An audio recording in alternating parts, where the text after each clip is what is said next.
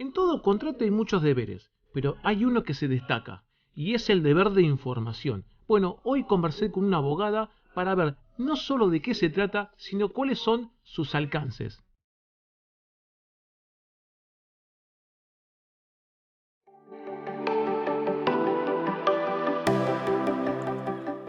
Bienvenidos a un nuevo episodio de este podcast llamado Derecho y Turismo. Mi nombre es Federico D'Angelo Martínez y hoy estuve conversando con Carolina de Conocer el Derecho sobre un deber para mí y para ella también muy pero muy importante, llamado, como dije en la introducción, el deber de información. Bueno, los dejo con la entrevista para ver todo este tema, de qué se trata, cuáles son sus alcances y más info también.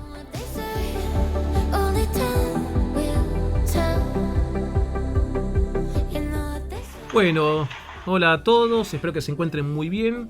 Hoy una invitada más, y qué invitada, ¿sí? Porque es una abogada que me contó que es especializada en daños, esto es cuando uno reclama por daños y perjuicios que le pasa algún problema o algo. También especializada en materia contractual y, algo interesante, derecho ambiental. Pero seguramente muchos la conocen o la van a conocer porque tiene una cuenta muy buena en Instagram que se llama Conocer el Derecho.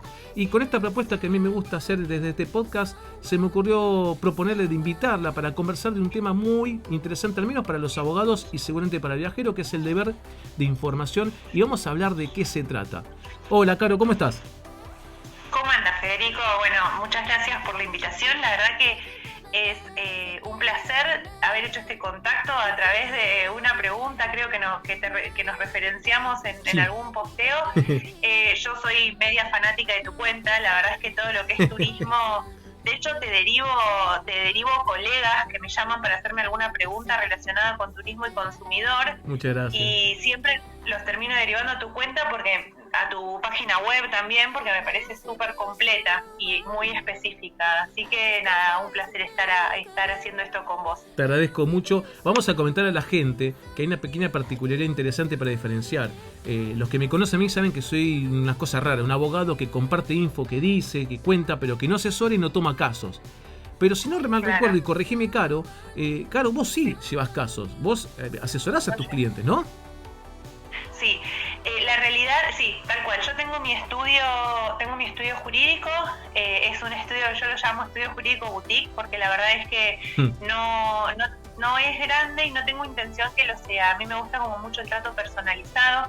Y la cuenta de Instagram en realidad nació como un medio para contacto con los alumnos en plena pandemia. Yo soy profe en la Universidad de Buenos Aires y en una universidad privada, y como vos sos docente también, fue medio de sopetón que nos encerraron el año pasado, quedamos medio en una nube, y la cuenta de Instagram surgió como esa necesidad que veo en la gente, ya sean mis clientes, que al ser un estudio boutique tengo un trato muy personalizado y veo esa necesidad de saber qué tienen.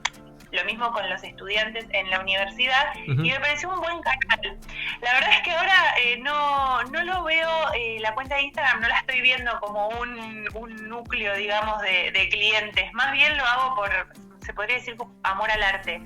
Dar a conocer y que la gente se entere y sepa el alcance de sus derechos, de sus obligaciones también, por supuesto. Bien, bien. Bueno, así que esto lo quería remarcar, algo me acordaba, creo, porque si uno está escuchando y dice, che, yo tengo un problema parecido a esto, o quisiera consultar a alguien, bueno, yo desde ya, gustoso de ayudarlos, no asesorando, contando alguna cosita, pero si necesito un abogado, ya saben a quién poder escribirle. Bueno. Bien, Caro. Gracias. Mirá, yo quería hablar de un tema con vos que fue cuando conversamos, que quizás cuando lo titulamos así, los abogados lo ubicamos rápidamente. Nos dicen deber de información y rápidamente nos ubicamos. Pero quizás la gente, como digo yo, el viajero a pie, quizás no tanto, y es un derecho, o mejor dicho, es un deber muy importante. Y vos es que tengo acá a mano lo que dice el Código Civil cuando habla de información, pensando esto para la gente en contratos de consumo que aplica a los contratos turísticos, a cualquiera que se imaginen. Tal cual. Dejemos de lado, porque no le digo que lo saco, lo corro un costadito nomás, el contrato de transporte aéreo. Bueno, el Código Civil dice, el proveedor, en relación al prestador de un servicio, está obligado a suministrar información al consumidor, o sea, al viajero. Y este punto me parece esencial. Dice, en forma cierta y detallada, respecto de todo lo relacionado con las características esenciales, en este caso de los servicios. Y después sigue agregando esta cosita más. A ver, ¿vos te animás a contarle al viajero qué es el deber de información? Vos que tenés experiencia en lo que, más allá del viajero en general, lo que es derecho de consumo. ¿Qué es el deber de información? Bueno, a ver, el deber de información está reflejado en el artículo 1100 del Código Civil a partir del año 2015, pero recordemos, Fede, que nosotros lo tenemos, sobre todo los civilistas y los que nos dedicamos a contratos y sobre todo a consumo, a derecho de consumo, sí. Nosotros lo tenemos en el artículo 4 de la Ley de Defensa del Consumidor hace muchísimo tiempo, sí. Más. 93, si no me falla la memoria. Claro, que desde el año 2015. Entonces, este deber de información es una de las obligaciones principales que pesa sobre todo proveedor, ¿no? Uh-huh. ¿Y por qué digo una de las obligaciones principales? Atañe en los contratos de turismo, atañe en todo tipo de contrato. En el contrato de turismo toma una arista muy especial porque, mientras uno no tiene problemas con el proveedor turístico, no sí. pasa nada. Uh-huh. El vínculo se relaciona, pero el tema es cuando vienen los problemas, ¿no? Claro. Entonces, lo más común es que el viajero, el turista, lo que diga es, bueno, pero yo no sabía, a mí no me informaron, nunca me lo dijeron. Uh-huh. Y la realidad es que el deber de interrumpirme, Fede, si querés preguntarme algo, yo ahora te comento algo, pero sí me interesa a mí también escucharte. El deber de información, entonces, es una de las obligaciones principales que tiene el proveedor turístico respecto del viajero / consumidor. ¿Y por qué es una de las obligaciones principales? Porque a la hora de los problemas, la realidad es que se va a poner en tela de juicio si el proveedor informó debidamente o no todos los alcances del contrato de turismo al turista. Entonces, ¿y por qué digo que es una de las obligaciones principales? Me dice, bueno, pero si no le informó no le pasa nada. No, si el proveedor turístico no informa debidamente, como bien dice el 1100 y el artículo 4 de la Ley de Defensa, el 1100 del Código Civil y el 4 de la Ley de Defensa del Consumidor, sí. Si no le brinda información cierta y detallada sobre todo lo que tiene que ver con el servicio, en este caso, después, al momento de los problemas, obviamente que esta infracción al deber de información va a sumar a la hora de atribuirle responsabilidad al proveedor turístico. ¿Por qué? Porque es una obligación objetiva que tiene. ¿Sí? Es una obligación que debe cumplir desde el minuto 1 en que el turista / consumidor se acerca y quiere contratar un servicio. Recordemos, ministro, más que nada los prestadores turísticos, si alguno está escuchando, que ante una situación que se llega a judicializar, el juez o la jueza no le va a preguntar al viajero, ¿usted fue informado? Lo que va a hacer directamente le va a preguntar, ¿usted le informó esto? Y vamos a suponer que sí, vamos a suponer que por teléfono o en otro contexto, ya fuera de esta pandemia, en atención personalizada, se le informa. Pero el problema es, ¿hay registro de esto? ¿Hay evidencias que le informamos? Entonces, cuando no hay evidencias, el juez va a decir, mira, yo todo muy lindo, pero acá no tengo pruebas que informaste, con lo cual faltaste a tu deber de información. Y esto creo que engancho con otro temita, que me parece esencial porque tanto el artículo 1100 con el 4, como yo le cuento a veces a mis alumnos, es muy claro en decir, ustedes tienen que respetar este deber de información. Y quizás alguno te dice, sí, pero no me dice que tengo que informar. Bueno, no te lo dice, y bien que no te lo diga, porque cada contrato tiene sus particularidades. Entonces totalmente. Invito a los prestadores turísticos a ejercer un poquito de empatía y pensar, a ver, vamos a ponernos en el pie del viajero. ¿Qué quisiera saber yo para decidir si quiero o no quiero contratar con vos? Y en esto... No, ni hablar, Fede. Y aparte, perdóname que te interrumpa, pero aparte no se trata solo de informar, sino de hacerlo de manera tal que el receptor de esa información lo entienda. Porque, a ver, todos sabemos que si nosotros dos nos ponemos a hablar, nosotros dos somos docentes, ¿no? Tenemos otra forma de transmitir, pero la realidad es que si un abogado se pone a hablar, o un juez, o cualquier persona de derecho se pone a hablar en términos muy técnicos, las personas no entienden nada. Cuando viene un cliente se te acerca y te pregunta algo relacionado, y si vos te pones a hablar muy técnico, no te entienden nada. Entonces no solo es informar. Ojo que los turistólogos, yo les digo así también simpáticamente, no por nada peyorativo, los profesionales de turismo también tienen su tecnicismo, que digamos, el cliente común y corriente tampoco lo entiende. Tal cual. Sí, lo que decís es muy cierto. Yo lo había pasado... Cuando te hablan de plaza, capaz que las personas no tienen, uno si está muy acostumbrado a viajar, probablemente sí ya sepa de qué se tratan algunos términos, pero a ver, otros términos que pueden llegar a utilizar, capaz que no tienen la menor idea de qué le estás hablando. Entonces, digo, el deber de información no es solo brindar la información, sino cómo brindás la información, de qué modo lo haces y si la otra persona entendió. Yo creo que tienen, a ver, bueno, acá me sale mi especialidad, ¿no? Digo, la mejor forma, que en general los proveedores turísticos tienen miedo, es instrumentar un contrato, pero la mejor forma de cuidarse de ellos, porque a través de un contrato vos, utilizando términos claros y precisos, obviamente, vos ahí estás demostrando que estás cumpliendo con tu deber de información. Y en general los proveedores turísticos tienen un poco de miedo a firmar contratos, pero en realidad se tienen que dar cuenta que es un instrumento para ellos de total prevención. Beneficio.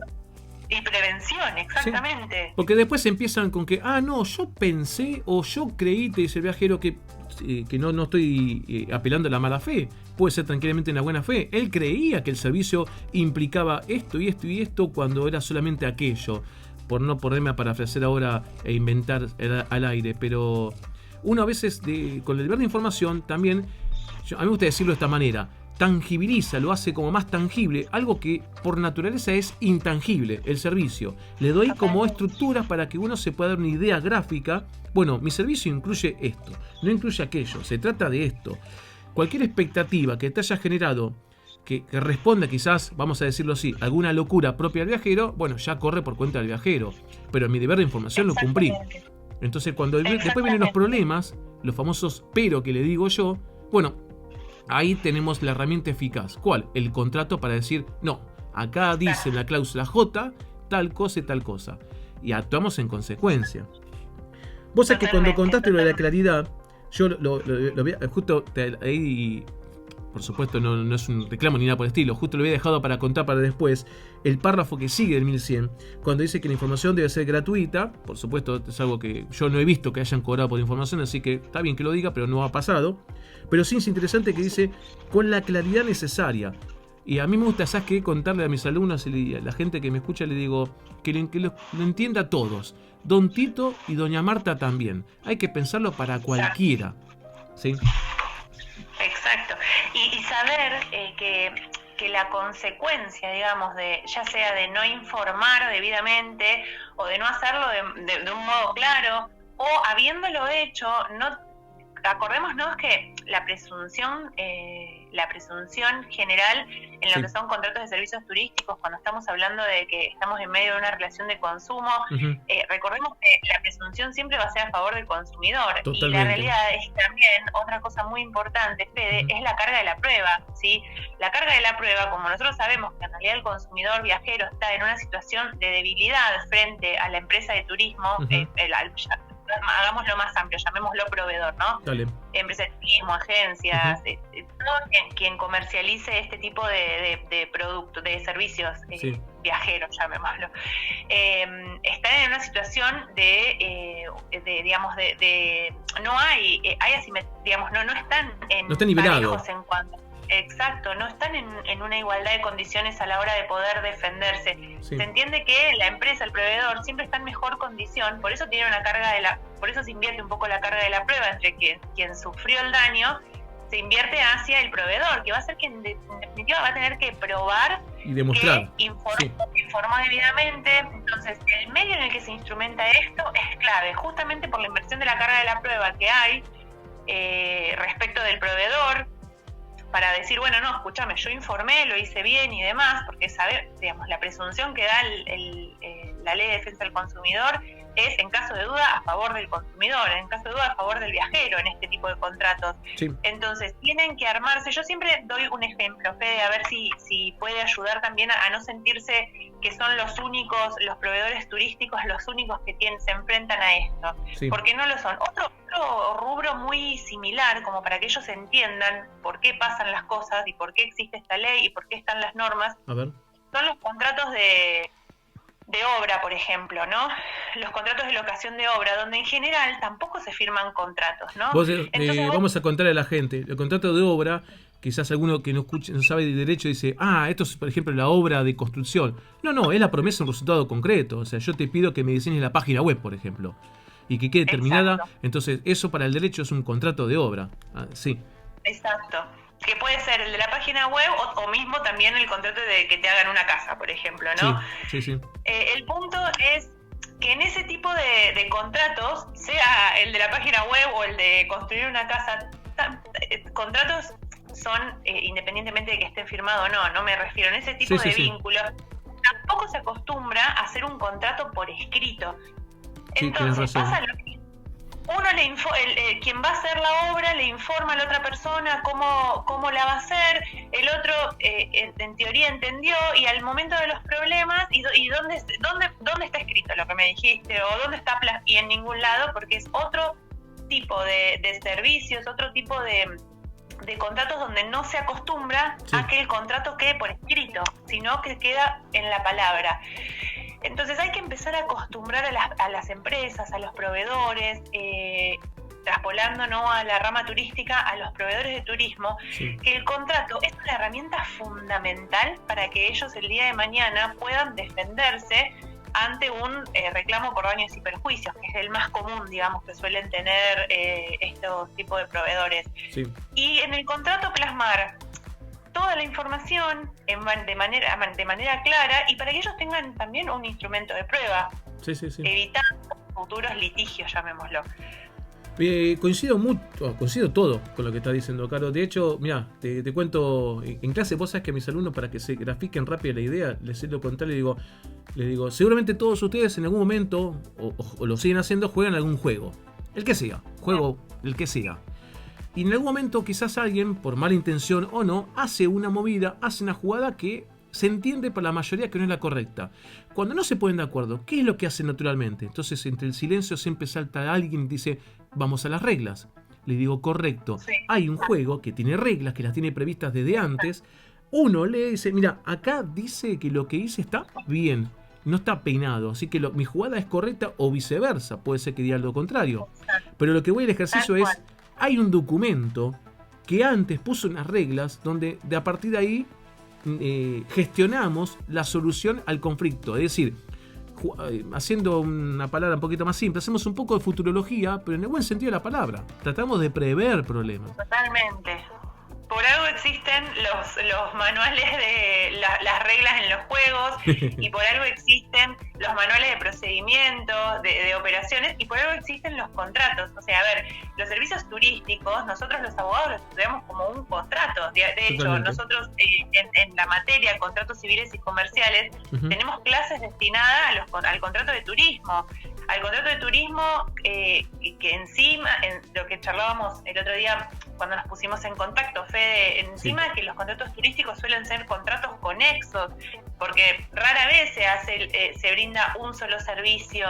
Generalmente cuando uno acude sobre todo a una agencia y quiere hacer un viaje o irse de vacaciones, generalmente y en la mayoría de los casos se contratan aéreos, hoteles, excursiones, traslados. Lo que en la jerga lo llaman paquetes combinados, le dicen en la jerga. ¿Qué es eso? Lo que estás contando vos, exactamente. Contratos conexos, o sea, lo que ellos llaman, ¿cómo me decías? Perdóname. Servicios combinados. Lo que ellos llaman servicios combinados, legalmente son contratos conexos. Entonces, si todo eso vos no lo plasmás con tu cliente por escrito, en cuanto a que vos informás quiénes son los proveedores, quién le va a brindar un servicio u otro, a dónde llamar en caso de tener algún problema y demás, vos asumís una responsabilidad aún mayor porque en caso que haya problemas vas a estar infringiendo el deber de información. Entonces, algo que parece muy al pasar o una obligación que no le suelen dar mucha atención los proveedores, es lo primero que tienen que mirar. Porque ahí es donde va a mirar, en caso de conflicto, un juez para determinar si el proveedor es responsable o no, en mayor o menor medida, ante un hecho determinado. Bien. Bueno, para ya ir finalizando, porque sé que tenés tus ocupaciones, te estoy molestando encima durante el fin de semana. No entonces, para cerrarle la idea al que está escuchando, ya la han escuchado a Carolina, la importancia de este deber, y si algún viajero o algún prestador está pensando, bueno, ¿qué tengo que informar? Bueno, informen todo lo que ustedes entienden que necesitan para que el viaje se realice. Si hay requisitos para que el viajero tenga que acceder y cumplir, informar eso. Si hay condiciones de pago, vos, Caro, corregime, si hay condiciones de pago, mismo si llega a haber... Horarios de entrada, salir. Perdón, justo pasó una ambulancia, no sé si me escuchan. No. Horarios de las prestaciones de los servicios, Sí. todo, condiciones de pago, formas de pago, moneda. ¿Qué servicio? Y algo importante, Fede, que es muy importante que ellos lo sepan, ¿no? Los proveedores lo sepan. El deber de información no es algo optativo.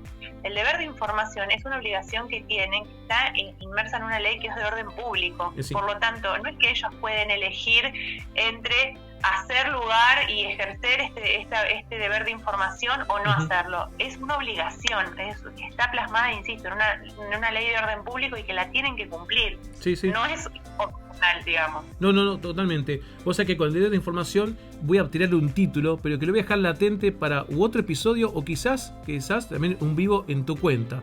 Pero el deber de información, esto también conecta, entre tantas cosas, informar el derecho de arrepentirse del viajero, el famoso derecho de revocatoria, y que tiene una forma muy particular de informarlo, encima que el año pasado surgió la resolución del botón de arrepentimiento. De arrepentimiento que tanto revuelo hubo y que existe desde el año 1993. Exactamente. Vos diste en la tecla que yo le contaba a mucha gente. Le digo, el botón de arrepentimiento no dio nacimiento a un derecho. Le dio como un poquito de maquillaje, decir, bueno, ahora este derecho que lo tenés desde antes, bueno, ahora tenés que ponerlo así en la página. Exacto. Pero el derecho estaba desde antes. Lo dijo nada más, no es que lo creó. Exacto. Y otra cosa también interesante, en estos momentos que el entorno digital está no presente, está recontra presente, los prestadores tienen que informar cuál es el correcto uso de su aplicación o de su web para contratar, por el 1107 del Código Civil. Pero bueno, esos dos temitas los dejo ahí como en stand-by. Estén atentos que se viene un episodio mucho más adelante, ¿sí? ¿Por qué digo mucho más adelante? Bueno, Carolina va a ser mamá. Sí, y por segunda vez, así que se va a ocupar lógicamente de un rol tan lindo como el de ser mamá por segunda vez. Pero más adelante prometo que o este podcast o en la cuenta de ella en un vivo vamos a estar conversando de esto que es muy, pero muy interesante. Desde ya, un placer, Fede. Contás conmigo, me apasionan todos estos temas, me gusta y transmitirlo, me gusta informando y me gusta que la gente lo sepa para poder tener una dimensión más amplia del alcance que tienen las cosas en nuestro ámbito. Así que aquí estoy, disponible para otro episodio o para hacer alguna otra cosa juntos. Dale, desde ya. Bueno, Caro, te agradezco muchísimo tu buena predisposición desde el punto cero en el que me contacté, porque la verdad que tu calidad humana se ha sentido hasta desde esas palabras que comenzamos el diálogo por mensaje. Te agradezco mucho la oportunidad, te deseo lo mejor y cuento con que todo lo que estén escuchando le deseen lo mejor a Caro en este momento que se viene. Y hasta una próxima, seguramente. Hasta la próxima, tal cual. Un abrazo inmenso. Gracias por invitarme. No, de nada. Un beso, Caro. Hasta luego.